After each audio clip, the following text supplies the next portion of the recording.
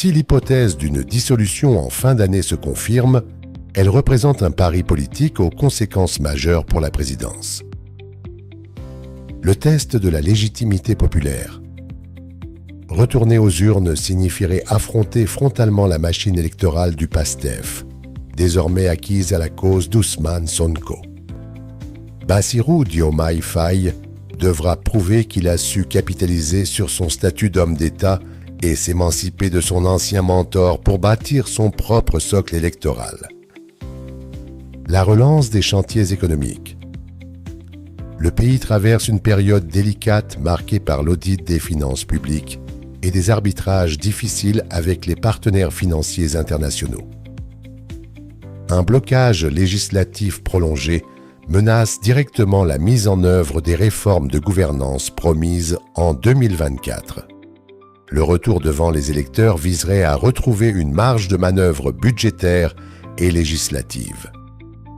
Le risque d'instabilité institutionnelle.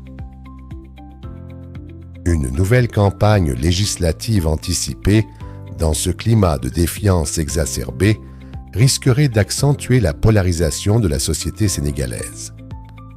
Le dialogue national apparaît alors non plus comme une simple formule politique, mais comme un prérequis indispensable avant tout nouveau scrutin pour éviter des tensions dans la rue.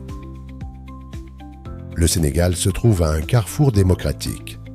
La perspective d'une dissolution de l'Assemblée nationale en décembre 2026 est aujourd'hui la clé de voûte de la sortie de crise institutionnelle. Pour Bassirou Diomaye Faye, l'équation est d'une grande complexité. Il s'agit de neutraliser la fronde parlementaire sans s'aliéner définitivement une base électorale originellement commune. Les prochains mois de cet automne 2026 seront décisifs pour la structuration des alliances politiques et la préparation de ce qui s'apparente déjà, dans les faits, à un référendum sur l'émancipation présidentielle.